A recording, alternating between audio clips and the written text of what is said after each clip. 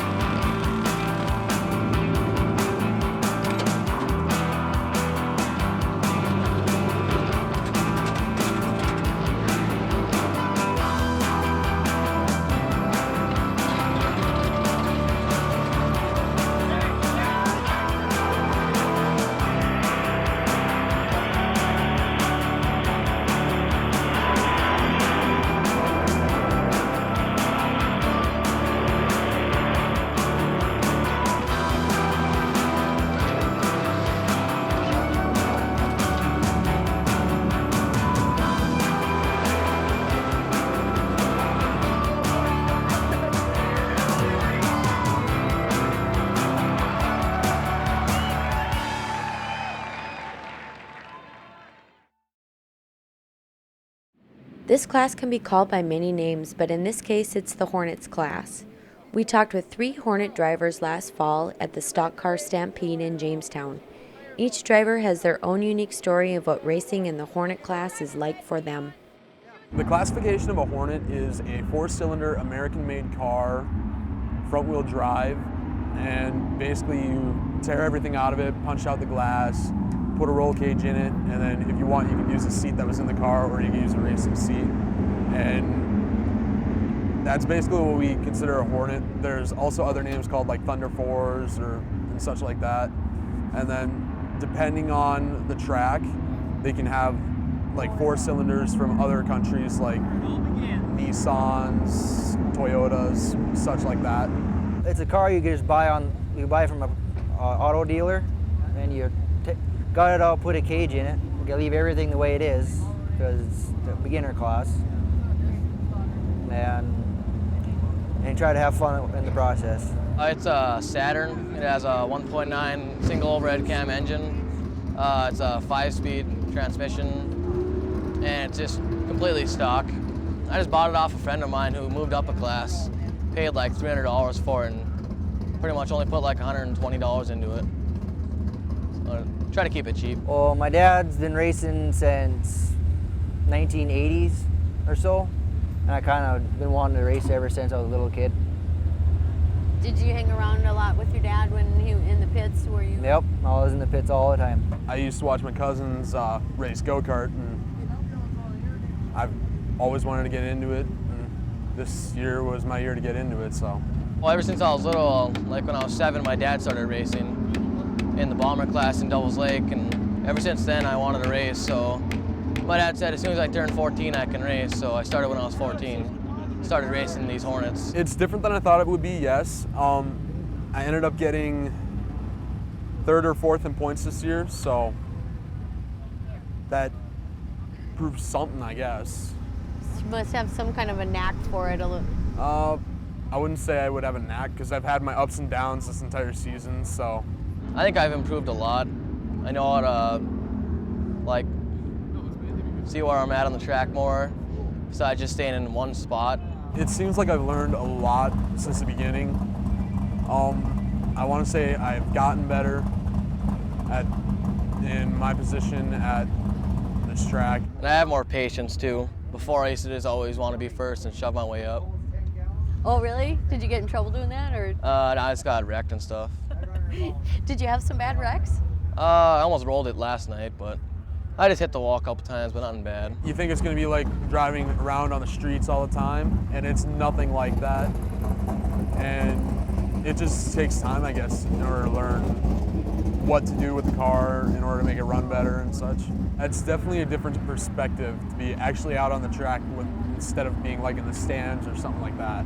I enjoy trying to finish on the top 5 every race. Then I'm satisfied with myself. But I try to win every night though. That's what I go for. What's the most memorable race you've had? Probably my first race in rugby. because I was just kind of like a little scared a little bit. But then I took second out of 7 cars, so I thought I did pretty good. And ever since then, it's nothing to me.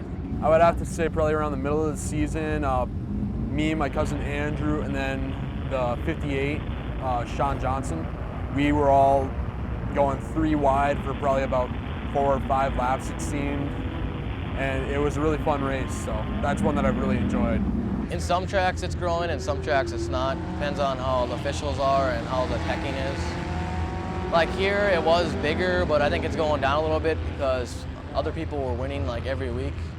So it kind of got people frustrated that they couldn't win anymore, so they got out of it. Eventually I would like to continue to move up in classes, but for right now, being I'm going to college yet, this is the class I'm gonna be in for probably a while yet. I'm moving up to B-Mod next year, so I'm pretty excited about that. It's a totally different change though. If you want to go out and just have fun, it's a pretty good class to get into. And you're not putting a lot of expenses into it like some of the other classes. I've got $500 into it, maybe less. As long as you don't get in any major wrecks, it's a fairly cheap sport. But like I've said, it's basically a cheap class. My ultimate goal is probably win a national championship one day. It changes your whole perspective on what it's like for those race car drivers to actually be on a track going that fast. It was eye-opening for me.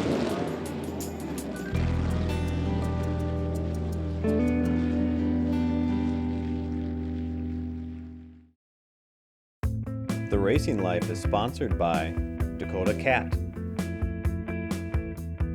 Norman County Raceway, Superior Builders,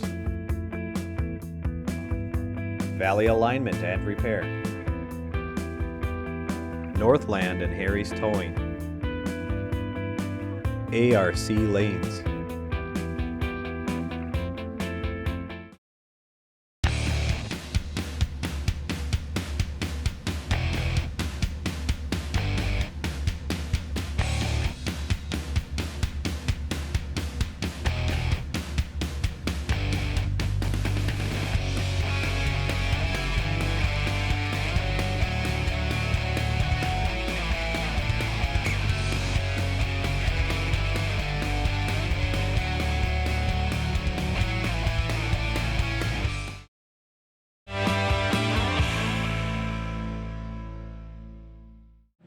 Jake Bitker and Paul Engelstead of Norman County Raceway in Ada, Minnesota wanted to create a racing experience for their fans. So they added a passenger seat and a second steering wheel just to hold on to a WISSOTA modified. Jake and Paul were talking, thought it would be a fun idea to build a car that they could give rides in.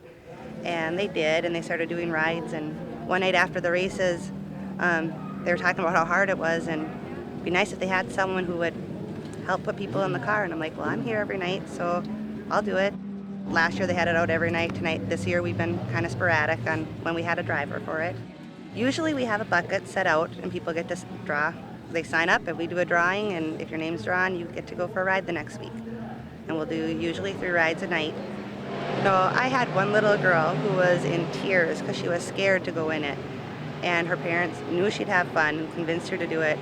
And she came back with just cheek-to-cheek smile and so excited and so happy. Never forget that one. I'd say 99% of the people who are done with the ride have this humongous smile on their face. They've had so much fun and are so appreciative that it's just a blast to do. We also like that we have used it in times for fundraisers. This past year we had epilepsy night and we auctioned off some rides in the 2-seater with the money going to the foundation. They've done it for autism in the past too. It's a great fundraiser. I believe we did it once for the Fair Board. Was raising money for the Coliseum project. It's just, it's great, and in that way, if someone doesn't have good luck and get their name drawn, then they can still win it by bidding on it in an auction. Paul Engelstead has driven the most for us this year. Ricky Jacobson's filled in a couple of times. Blake Borgen, Jake Bitker has gotten in there himself this year. It's Alex Engelstead has driven a lot too. It gets harder as the guys themselves are racing during the night to get into the 2-seater also, so we're fortunate when we have those nights where a race car driver is available who's not racing, and they're willing to get in and do it for us. And all the drivers seem to enjoy it as much as I do, just buckling them in the car and getting them out there, because it is so fun for the passengers to go for a ride. It changes your whole perspective on what it's like for those race car drivers to actually be on the track going that fast. It was eye-opening for me.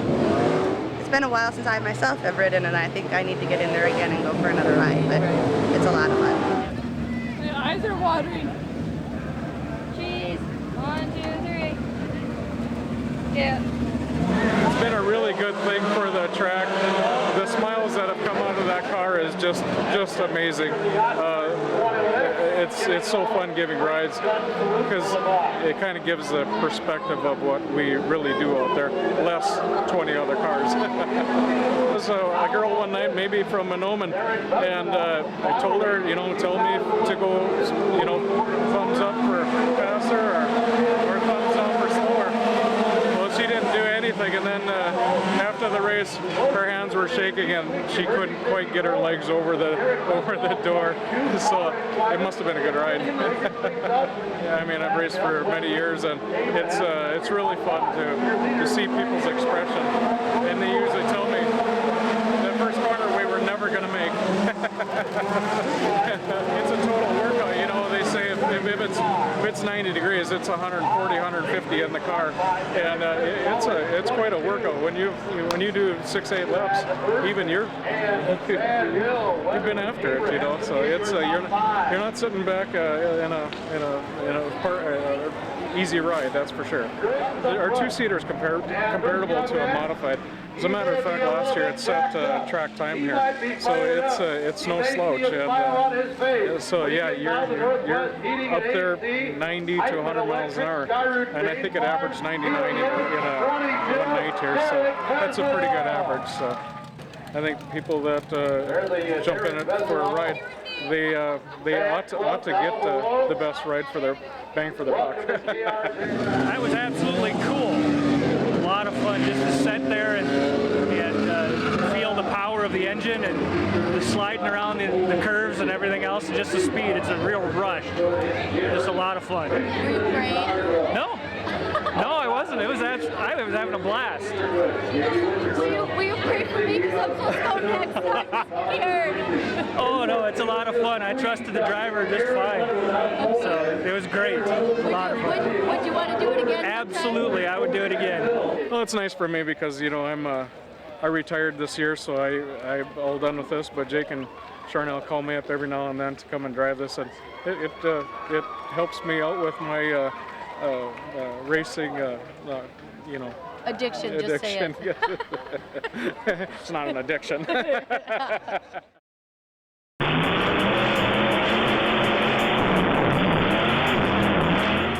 I have never felt like anything like that before in my life. Oh my God.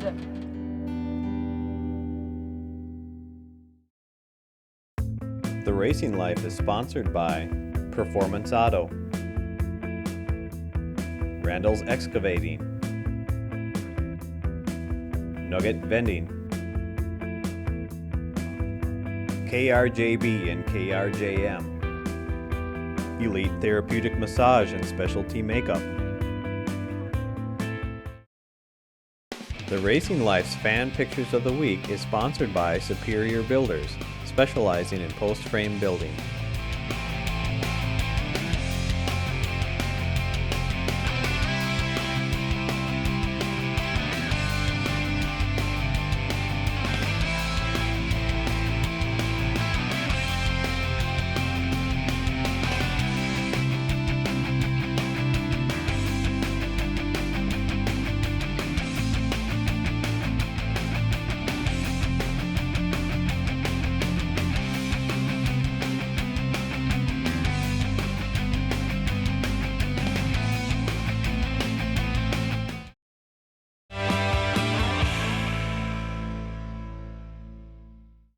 When Sharnel asked me if I wanted to ride in the two-seater, I said, that's okay if we don't have enough time. But everyone insisted I should. I was nervous. Our son Riley, on the other hand, couldn't wait to get geared up and strapped in.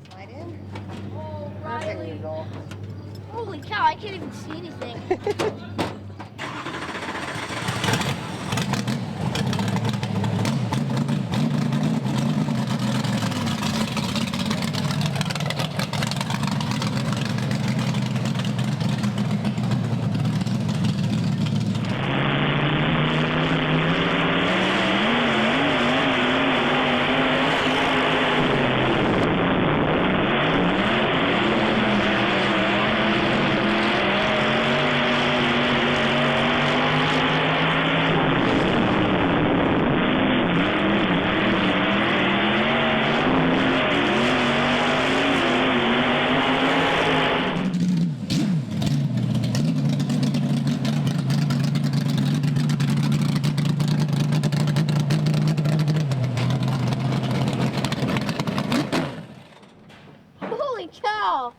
Now he's addicted. I bet now he's create addicted. a monster?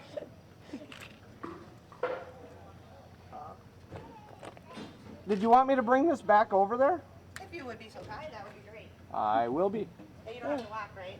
Did you have a good time, Riley? Yeah, that was awesome. We kind of figured you would. I figured it. With you, I could go all the way. That was awesome. No, we're racing when we get older? Heck yeah. You better start saving.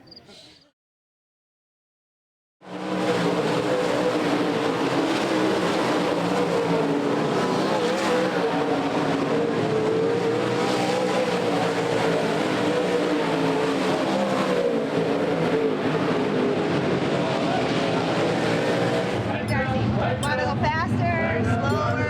Okay. Slow, fast. Ultra fast.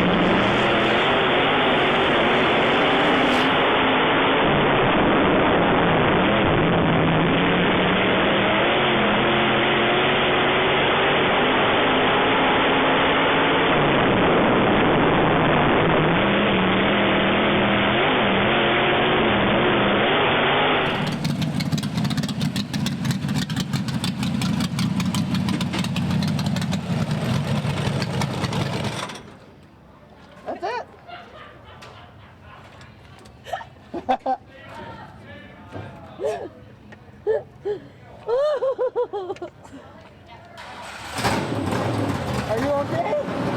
Yeah. Did I scare you? Sorry. I was scared. I would never let anything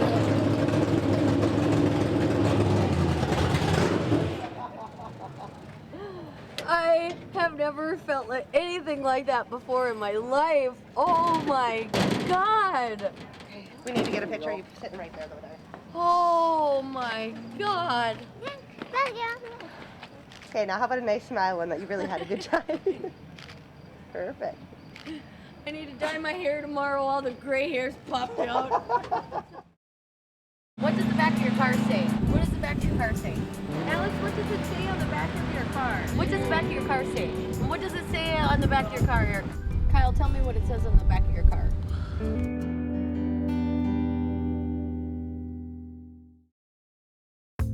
The Racing Life is sponsored by Bad Cats Design and Print Solutions, Dakota Engine Builders, Red River Kart Club,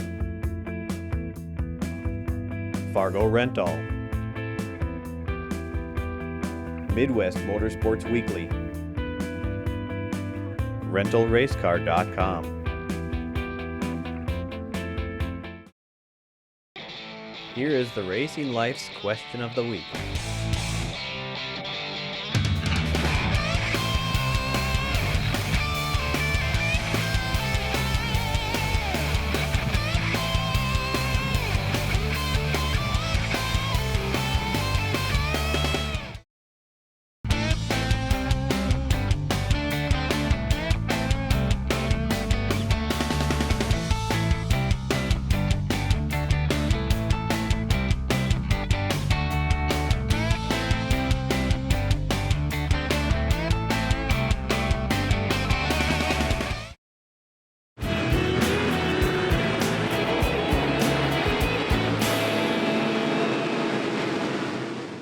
my name is Ryker, and my question is, what was your most memorable crash?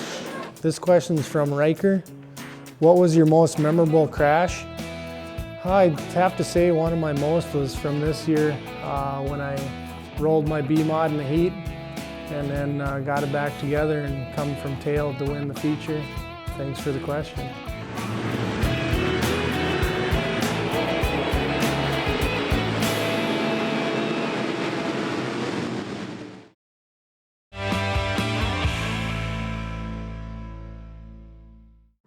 What drivers put on their tailgates is a way for them to express personal motivations, a favorite song, or an attitude towards racing.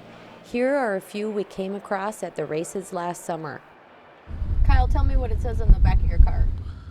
Then we have a sponsor, Mouse Balls, on the back, which is just one of my dad's friends that sells the balls for your mice. And I just thought it was funny and said, hey, can I put this on the back of the car? And he had no problem with it, and so that's how that came about. Alex, what does it say on the back of your car? It says, finish strong. And what does that mean? It's a sponsor's request. My dad's actually, it's a scripture verse. It just says, finish strong. Basically, no matter what, just look for the best and finish strong. So I think that applies to life and racing. Just finish strong and have fun what we're doing. And Brandon, what does it say on the back of your car? It says one life to live. And what does that mean? It just means, do what you want, while you're still here, and, just kind of run it to the fullest, What does the back of your car say? The Good Die Young. And what does that It's when Davey Allison, I used to be a Davey Allison fan, and when he died, I believe it's Tracy Lawrence came out with a song, The Good Die Young, and I've had it on my car ever since that. So. What does the back of your car say? Check yourself before you wreck yourself, and if it ain't tight, it ain't right. What does that mean? Check yourself before you wreck yourself is I got that off a song. Kind of goes good with the racing concept. And if it ain't tight, it ain't right. Meaning, if the car isn't tight entering the corners, coming out of the corners, then it's not right. So. What does the back of your car say? Burn rubber, not your soul. I don't know. We just put it back there because we thought it was cool. You'd rather burn your rubber off your car instead of your soul. So. My buddy Keenan came up with it, so I thought we'd put it on the car. Well, what does the back of your car say? The back of my car says the Flying Banana. And what does that mean, Chuck? Well, we've had yellow cars for many years, and they kind of been teasing me. They say it always looks like a banana, so next thing you know, we became the Flying Banana.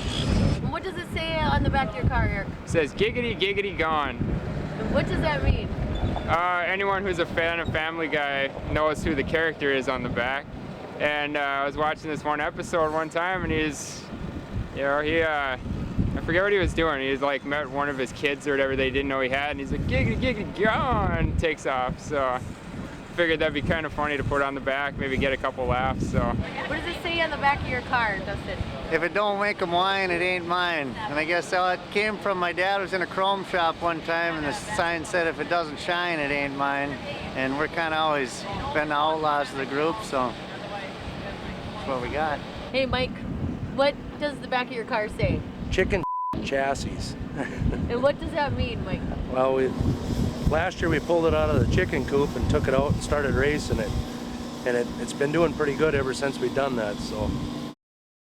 And then of course, you get a taste of running up front a little bit, and then all I wanted to do was win for many years, and didn't add what I ever took, whoever I wrecked out of the way or whatever. And then now it's just, I just want to go out there and qualify for the big shows and race and have fun. If I get a flat tire and there's 2 laps left and I can get a tire on and go out, I'm gonna go, 'cause I don't know, I just feel I can still win this, 1 lap, 2 lap, whatever, so.